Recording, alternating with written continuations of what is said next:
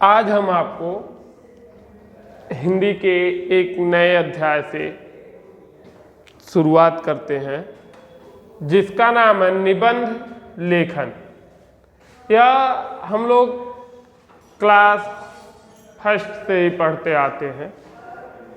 इसको हम class first से ही पढ़ते आते हैं निबंध लेखन को, और यह 12th इंटरमीडिएट यानी जब तक हम अपनी पढ़ाई करते हैं तब तक इस चीज को हम पढ़ते रहते हैं कंटिन्यू। यह लेखन की यह एक विधा है, हिंदी की एक विधा है, एक रचना होती है निबंध लेखन।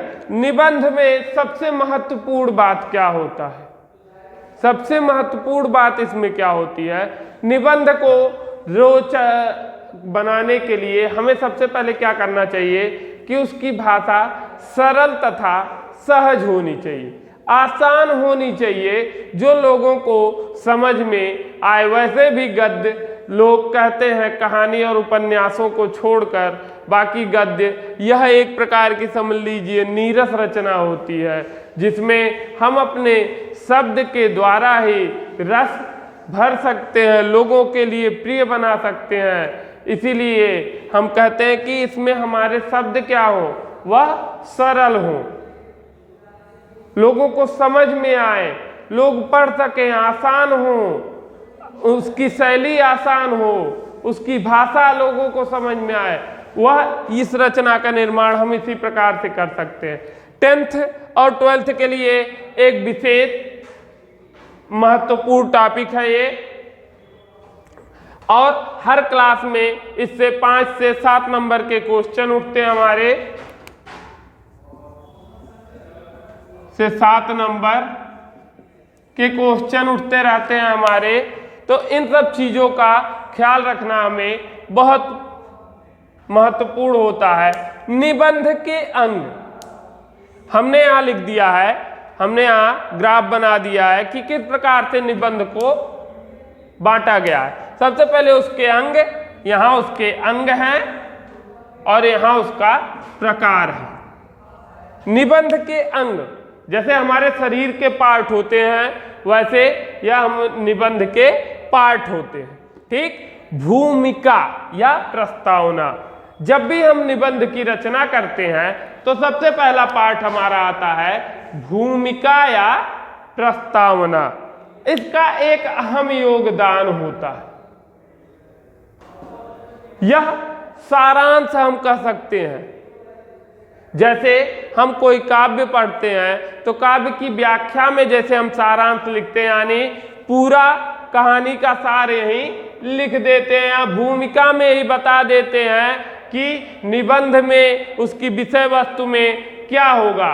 वही हमारा क्या होता है, प्रस्तावना या भूमिका। जब जैसे हम किसी भी टॉपिक पे निबंध लिख रहे हैं तो भूमिका हमारी बहुत ही चुनी हुई लाइनें होनी चाहिए, जो संक्षिप्त हो और आकर्षक हो, जिसको देख के एग्जामिनर को लगे हाँ बच्चे ने कुछ लिखा है। क्योंकि एग्जामिनर के पास इतना टाइम थोड़ी होता है कि वो एक एक शब्द बैठ के आपका 2.5 पेज 3 पेज, वो यहीं से ही आपका अनुमान लगा लेता है कि आपने बीच में लिखा क्या होगा। यहीं से आपका अनुमान लग जाता है कि आपने बीच में क्या लिखा होगा। निबंध का मतलब आप बीच में क्या लिखते हैं, इससे उसको कितना लंबा लिखते हैं यह नहीं मायने उससे ज्यादा इंपॉर्टेंट या मायने यह रखता है कि आप भूमिका या प्रस्तावना कैसी लिखते हैं।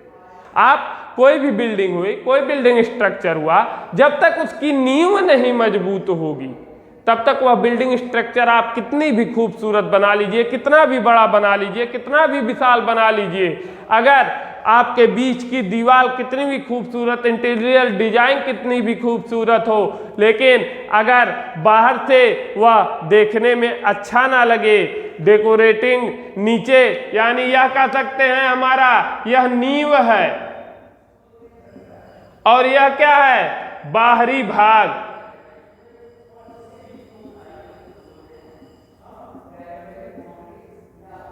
यह नींव है और यह बाहरी भाग। इंटीरियर में आप कुछ भी रखिए, आंतरिक में आप जितना लेंदी लिख सकते हैं, जितना बड़ा लिख सकते हैं, जितना आपका विचार खुल सकता है उतना लिखिए उस शब्द पे। लेकिन ये दो बहुत महत्वपूर्ण स्थान रखते हैं, एक उपसंहार, दूसरा भूमिका और या प्रस्तावना। आपकी भूमिका ही आपका निबंध डिसाइड करती है कि निबंध आपका कितना खूबसूरत, कितना अच्छा लिखा होगा। जितनी जबरदस्त आपकी भूमिका होती है उतनी ही अच्छे नंबर आपके एग्जाम में उठते हैं, क्योंकि भूमिका एक महत्वपूर्ण, मान लीजिए आप कोई भी चीज, जैसे किसी का घर बन रहा हो या आप कोई कविता लिख रहे हो, कविता का टाइटल नहीं अच्छा जब तक होगा तब तक कविता लिखने का मतलब क्या होता है? कविता का सार नहीं अच्छा होगा, प्रसंग नहीं उसका अच्छा होगा, किस भाव पे कविता लिख जा रही है, अगर प्रसंग ही नहीं अच्छा होगा तो कविता लिखने का अर्थ क्या होता है? कविता चाहे जितनी अच्छी खूबसूरत हो, अगर प्रसंग उसका भाव नहीं कोई निकल रहा है तो शब्दों का कोई मतलब नहीं रहता है। उसी प्रकार से यहाँ ये प्रस्तावना या भूमिका है हमारी। अब बहुत बच्चे कंफ्यूज हो जाते हैं, अरे वहां हमने प्रस्तावना पढ़ा था, यहाँ भूमिका दी गई।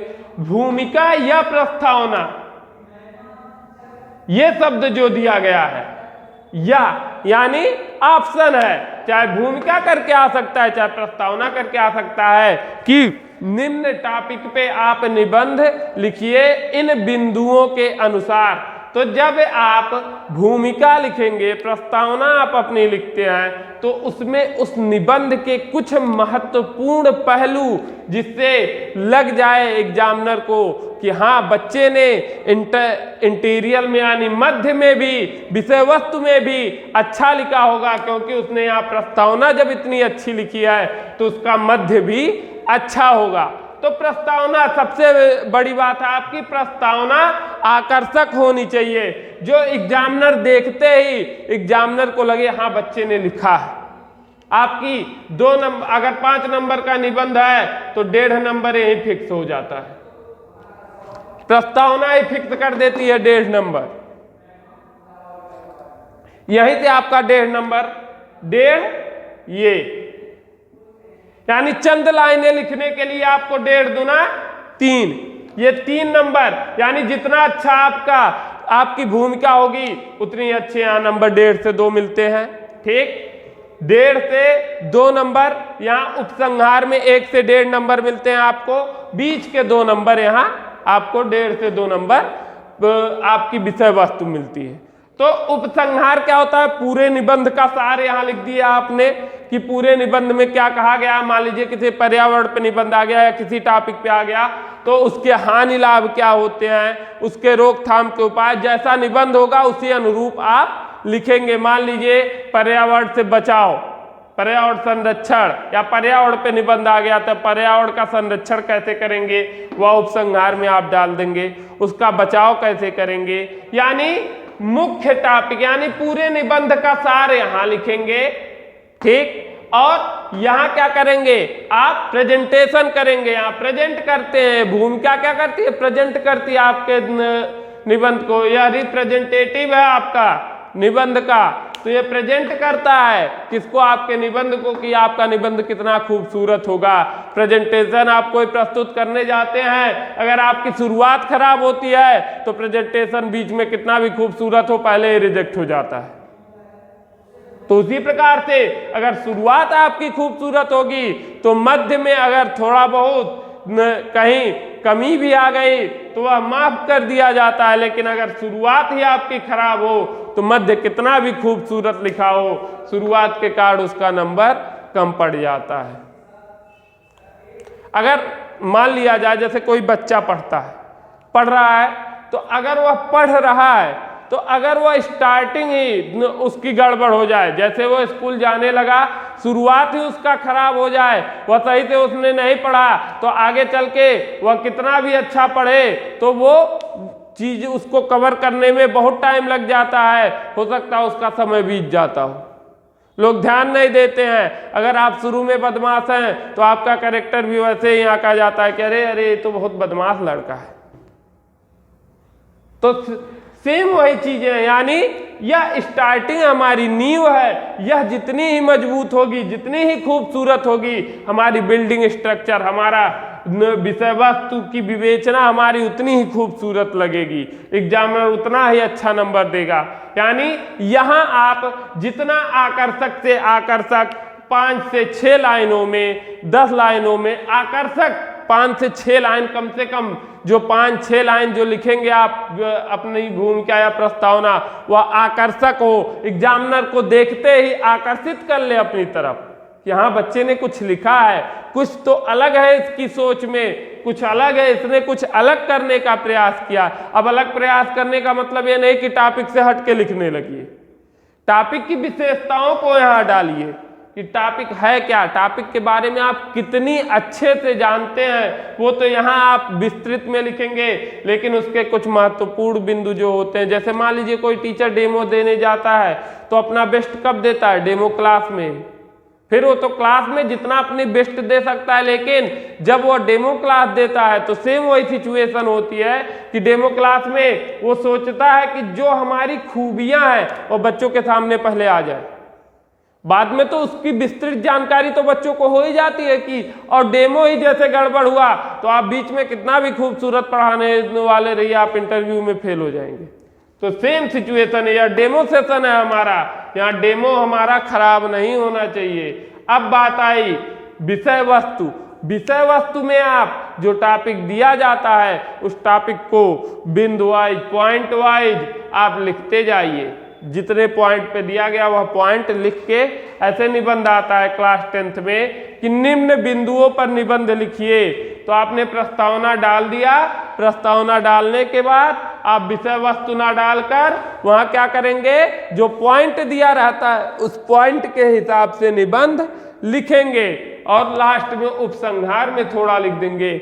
आपका निबंध बहुत ही खूबसूरत हो जाएगा, एग्जामिनर को तुरंत आकर्षित करने वाला हो जाएगा और एग्जामिनर कोशिश करेगा कि पूरे से पूरे नंबर बच्चे को दिया जाए। जो आप लिखे रहोगे, जैसे लिखे रहोगे उस हिसाब से एग्जामिनर कोशिश करेगा कि आपको पूरे जितना आपने लिखा है, जितने के आप हकदार है, उतना नंबर आपको दिया जाए। तो सबसे पहले यह डेमो हमारा गड़बड़ नहीं होना चाहिए, यानी स्टार्टिंग यहाँ जितना खूबसूरत रहेगा नंबर उतना अच्छा मिलेगा। यहाँ आप उस विषय में जितना जान सकते हो, जितना पॉइंट दिया गया है, जिस पॉइंट पे लिखने के लिए दिया गया है वो पॉइंट यहाँ लिख डालिए। उपसंहार, आई बात अब उपसंहार की। उपसंहार क्या होता है, निबंध का सार होता है। जैसे किसी कहानी का सार होता है कि कहानी से क्या शिक्षा मिली, कहानी के से आपको क्या सीख मिलती है, इस कहानी के मुख्य पात्र क्या है, इसमें आपको अच्छा क्या, सेम वही चीज उपसंहार है। यानी इसका सार लिख देना, पूरे कहानी को यहाँ छोटे में बता देना है कि आपने ऊपर लिखा क्या। कोशिश एग्जामिनर की होती है, वो सबसे पहले भूमिका देता है, फिर उपसंहार देखता है और बीच में जो पॉइंट दिए होते हैं आपने क्या सभी पॉइंट दिए हैं, फिर वो देखते हुए उसी हिसाब से नोट डाउन करते हुए नंबर चढ़ाते हुए एग्जामिनर चला जाता है। जहां आप कहीं गलती किए वो मुख्य हेडिंग को सबसे विशेष ध्यान में होती है, मुख्य चीजें आपकी सबसे विशेष ध्यान में होती है, जहां आपको कोई गलती नहीं करनी है। अगर आप गलती करेंगे तो आपको खामियाजा भी भुगतना पड़ सकता है। फिर बाद में यही होता है कि सर हमने तो पूरा लिखा था, एग्जामिनर ने नंबर नहीं दिया।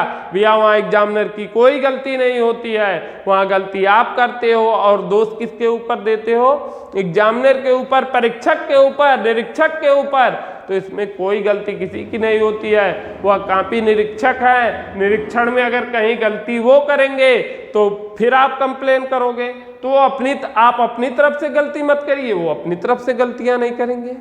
हाँ, इंसान है, गलतियां होती है, जाहिर सी बात है, लेकिन उसके लिए हम कोशिश करना, हमारा को अपना बेस्ट देना, यह हमारा कर्म है। तो हम यहाँ क्या करें, डेमो हमको जितना खूबसूरत से खूबसूरत देना है, डेमो हम उतना अच्छा से अच्छा प्रस्तुत करें। यानी भूमिका, यानी प्रस्तावना हमारी खूब अच्छी होनी चाहिए, 4 से 6 लाइन, 7 लाइन जो आप लिखते हैं, चुनिंदा लाइनें होनी चाहिए, आकर्षक होनी चाहिए। फिर विषय वस्तु में पूरा विस्तृत वर्णन कर डालिए, उपसंहार में पूरे का सार लिख दीजिए, कहानी का सार। हो गया आपका निबंध कंप्लीट, आपका 5 से 7 नंबर कंप्लीट। कितना भी एग्जामिनर काटेगा तो 6 नंबर तो देगा ही। 5 नंबर का है 4 4.5 देगा, और उसकी कोशिश होती है कि किसी भी बच्चे का एग्जाम में नंबर ना काटा जाए, तो आप जैसा लिखे रहेंगे आपको वैसा नंबर मिले। अब आते हैं निबंध के प्रकार में। निबंध के प्रकार में, निबंध के प्रकार में हम आते हैं। निबंध के प्रकार क्या, निबंध कितने प्रकार के हो? तो मुख्यतः निबंध 4 प्रकार के होते हैं। पहला विवरणात्मक, विवरणात्मक, दूसरा विचारात्मक, तीसरा वर्णनात्मक, चौथा भावात्मक। विवरणात्मक, विवरण, ये निबंध हमारा क्या होता है? विवरणात्मक निबंध कैसा होता है? किसी भी चीज का विवरण, डिटेल देना, किसी भी चीज की डिटेल देना, विवरण प्रस्तुत करना किसी भी चीज के बारे में। जैसे आपका विद्यालय हो गया, आपके विद्यालय की क्या खासियत है, कैसा विद्यालय है, क्या उसमें अच्छाई है, कितने टीचर है, यानी पूरा विवरण देना, यही क्या हो जाता है? आपका विवरणात्मक निबंध हो गया। यानी विवरण प्रस्तुत करना, किसी चीज की डिटेल देना, वही क्या हो जाता है? आपका विवरणात्मक। जैसे आता है ना, हमारे विद्यालय पे निबंध लिखिए, हमारे विद्यालय पे, यानी आपको आपके विद्यालय के बारे में पूर्ण विवरण पता होता है, वह विवरण आप यहाँ जो प्रस्तुत करते हैं वही हमारा क्या होता है? विवरणात्मक निबंध। आगे आता है विचारात्मक। जिस निबंध के माध्यम से हम अपने विचारों को प्रस्तुत करते हैं, कि जो टॉपिक दिया गया है उस टॉपिक पे जब हम अपने विचार, निबंध का यह सबसे अच्छा और समाज को प्रदर्शित कर, हम क्या है? खुले स्वतंत्र, हमको इस देश में अपने विचार प्रस्तुत करने की पूर्ण आजादी है। तो जब हम किसी अपने विचार को जिस विधा के, यानी जिस लेखन विधा के माध्यम से लिखते देते हैं, वह क्या होता है? विचारात्मक। अपने विचार प्रस्तुत करना, जिन टॉपिक पे हम अपने विचार प्रस्तुत करते हैं निबंध के, वही क्या होता है? हमारा विचारात्मक निबंध। यानी जो हम सोचते हैं उसके बारे में, जैसे कह दिया गया हमारे देश में, देश की राजनीति पे या देश में हो रहे अपराधों पर कैसे नियंत्रण किया जाए, इस पर अब कैसे नियंत्रण किया जाए, इस पर अपना विचार प्रस्तुत करना। आप अपना जो पहलू रखते हैं, अपना विचार रखते हैं, वही हमारा क्या हो जाता है? विचारात्मक निबंध। अब आ गया वर्णनात्मक। चौथा क्या है हमारा? वर्णनात्मक। वर्णन करना, जैसे किसी यात्रा हो गई, कोई पार्टी हो गई, यहाँ कहीं गए, या किसी चीज का कोई आपके साथ घटना हो गई, किसी भी चीज का वर्णन करना, बताना कि ऐसे गए थे, यहाँ ऐसे हुआ था, ऐसे ऐसे हुई यात्रा विविधा के निबंध वगैरह सब ये क्या आते हैं। जैसे मान लीजिए आप मुंबई टूर पे गए, मुंबई टूर पे गए तो मुंबई टूर के बारे में पूर्ण वर्णन करना कि कैसे आप गए, कहाँ से फ्लाइट ली, कहाँ क्या क्या देखे, क्या क्या वहाँ, उन सभी चीजों का एक बाय स्टेप यानी एक एक करके वर्णन करना ही हमारा क्या हो जाता है? वर्णनात्मक निबंध। फिर आ जाता हमारा भावात्मक। भावात्मक भाव यानी किसी भी चीज को प्रस्तुत करना, मन के भाव को, या ऐसा कह सकते हैं अपने विचारों को, यहाँ विचार प्रस्तुत किए या भावना को प्रस्तुत करना। रोना, हंसना, खेलना, या क्या होता है? भाव होता है। क्रिया के साथ साथ भाव भी होता है। तो उन्हीं को प्रस्तुत करना, यानी अपनी भावनाओं को प्रस्तुत करना ही क्या हो जाता है? भावात्मक। जहां भावना की बात आ जाती है वहां क्या हो जाता है? हमारा भावात्मक निबंध। आगे क्या हो गया? अब हमने आपको बताया 3 से 4 चीजें हैं रचना के दृष्टिकोण से। निबंध के पार्ट एक अंग हो गया, और दूसरा क्या हो गया? हमारा प्रकार। अंग में हमारे हैं 3 चीजें: भूमिका, विषय वस्तु, उपसंहार। पार्ट में हमारे क्या हो गए? प्रकार में विवरणात्मक, विचारात्मक, वर्णनात्मक और भावात्मक। यह 4 भाग हो गए, इसके 4 प्रकार हो जाते हैं। ठीक, अब आगे जो आप लोगों को डाउट होगा आप कमेंट बॉक्स में कमेंट करके उस डाउट को क्लियर कर सकते हैं।